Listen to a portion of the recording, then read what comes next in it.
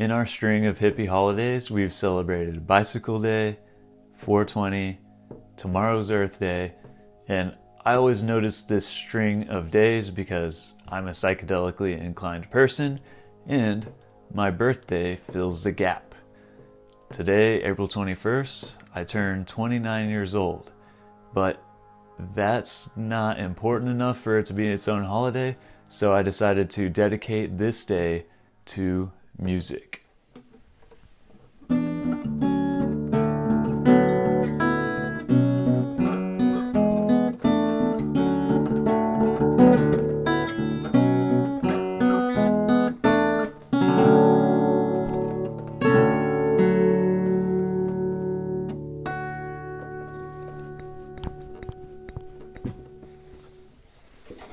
Specifically, I want to focus on music as an agent of healing and focus on the role of music during psychedelic experiences and how they can induce synesthesia and how interesting all of that is. I think it's a very interesting area of being human, and I like to think about the effect that it has on our creativity. In addition to music, we're going to be talking about the solar plexus chakra. Music works at the deepest level of our soul, and it's a profound manifestation of our humanity. Carl Sagan and Andrew Yang knew this when they sent the golden record out into space. They put the sounds and the music of Earth, different songs and different people saying hello, and they sent that on the spacecraft to go send it way out there and have it discovered by some civilization way down the line. That just shows you that that's such a good way to represent kind of the best of what we are as humans. I'm a musician, so I can attest to the power of music and how much it's changed my life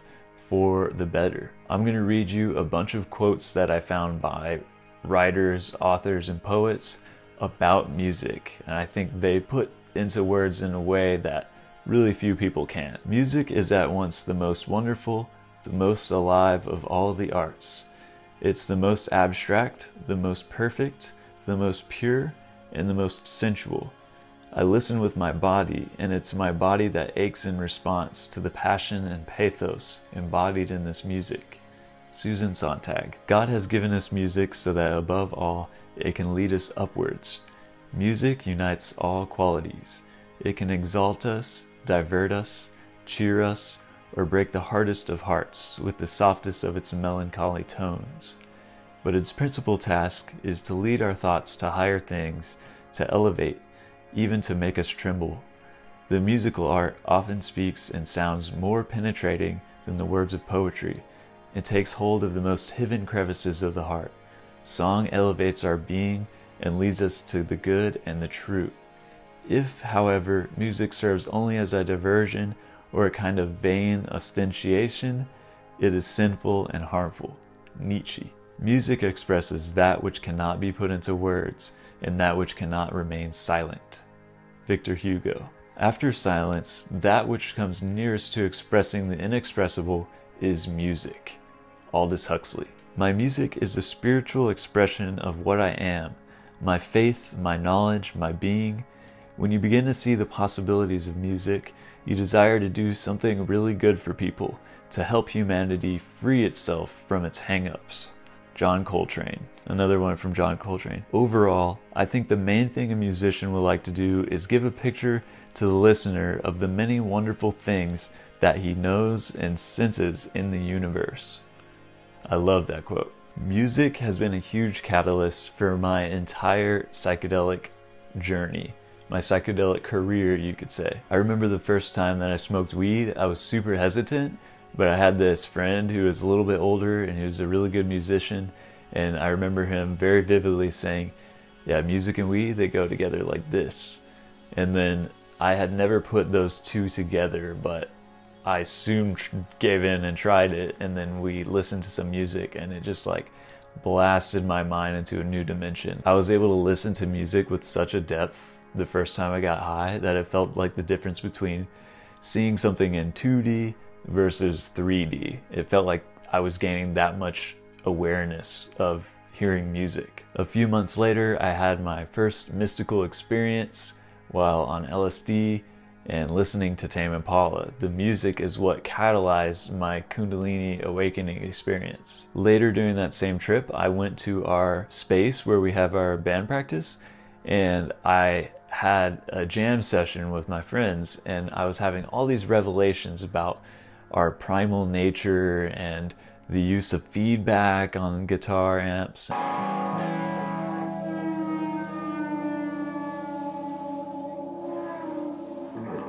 And Jimi Hendrix, and I felt like I understood what it was like to be Jimi Hendrix. It was an insanely ecstatic experience. After the LSD experience, I would often close my eyes when I'm jamming on guitar and playing with my band, and I started to experience these insane levels of synesthesia where I was seeing, just getting high, not even tripping. I would just be seeing these insanely complex geometries and visuals that you would get from a psychedelic, but I was just seeing them, but very vividly, just from weed. And I felt like the visuals were in a way informing the music. Like it felt like I was translating whatever that was into the sound.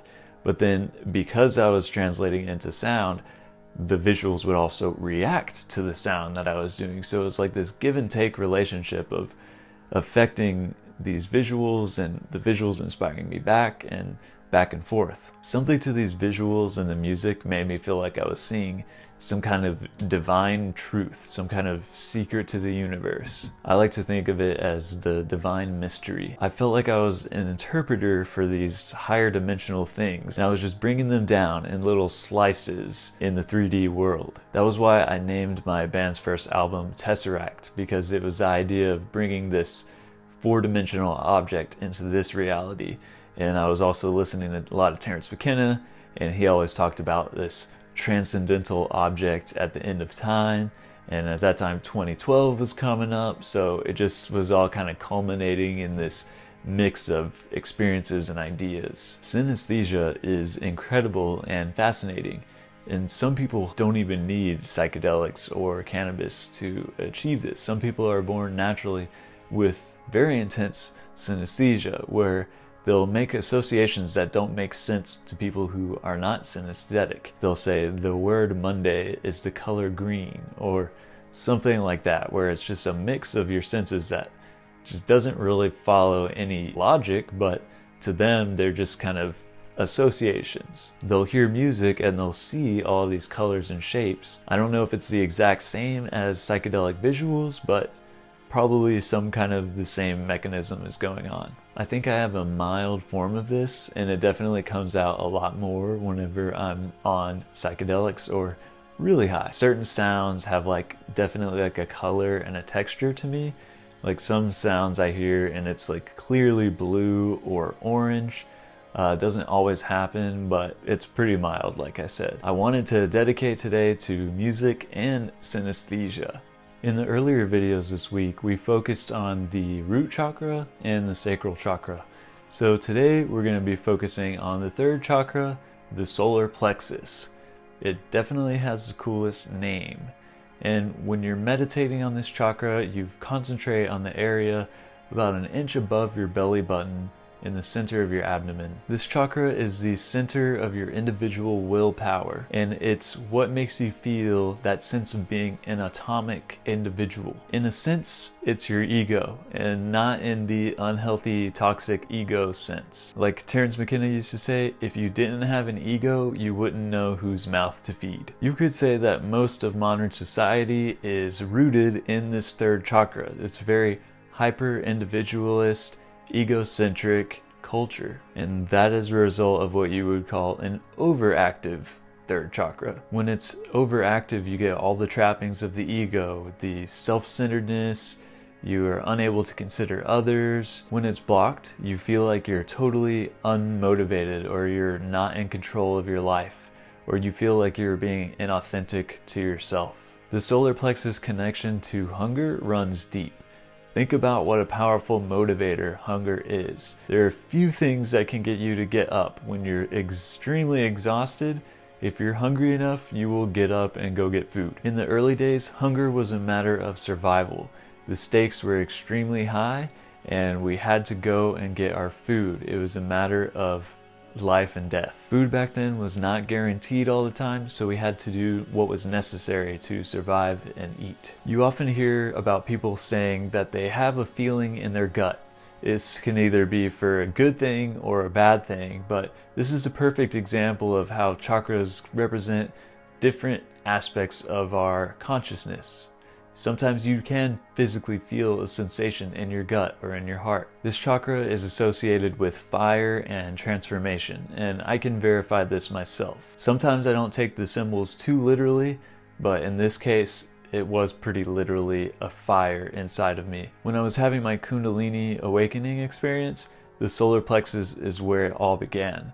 It felt like a literal fire building up inside of me in this third chakra area until it grew so much that it felt like it could only go up, and it moved into the higher chakras. During this experience, I felt a type of synesthesia that was connected to hunger. It felt like my will to eat and to survive, this very primal motivating force, was also the same as my motivation to create and make art and make music. And it was a weird kind of crossing that you don't typically think of these primal urges as this kind of higher purpose, but they were really blending during this experience. And I remember that being very vivid and interesting. When it comes to Kundalini and actively using your willpower to try and do things with your Kundalini energy, the third chakra is the place to do it, which makes sense because it's the center of willpower. So if you're going to exert your willpower on the forces of Kundalini, that's the area you want to do it. And one of the ways that they do this in Kundalini practice is this breath exercise called breath of fire. It's where you rapidly breathe in and out with your diaphragm, like, and you just keep doing it for like 2 minutes, and then it feels like you're clearing out your entire energy. Like it just feels like you're resetting, just the same way you're probably replenishing your blood flow with oxygen. It feels like that energetically. I was skeptical of doing stuff like that, like the breath of fire at first, but then whenever I tried it, I noticed its benefits pretty immediately. And whenever I have like really trippy visions and stuff, whenever I'm meditating, a lot of it starts whenever I do this breath of fire. So there's definitely something to it. I don't know how it's working, but it does work.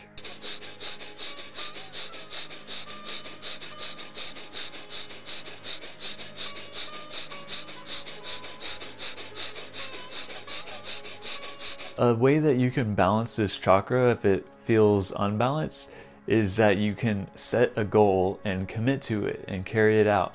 There's something super empowering about setting yourself a goal and then doing it. Like the fact that I'm doing this psychedelic week thing right now, like this is an idea I had and I had to will it into existence, and it's gonna feel very rewarding and kind of empower me and make me feel more confident that I'm setting goals and doing them. And it can become a self-sustaining cycle because you make the plan, you do the thing, and then you feel confident because you did the thing, and that builds your confidence to where you can do another thing, and then you carry that out, and it's just this self-fulfilling, self-sustaining thing where it's just reinforcing the good side of it. So start small, just do a little goal, like I'm gonna clean my room today. Sometimes in this chakra I can actually feel a physical sensation when it's out of balance. It feels like this little black hole is in my solar plexus area.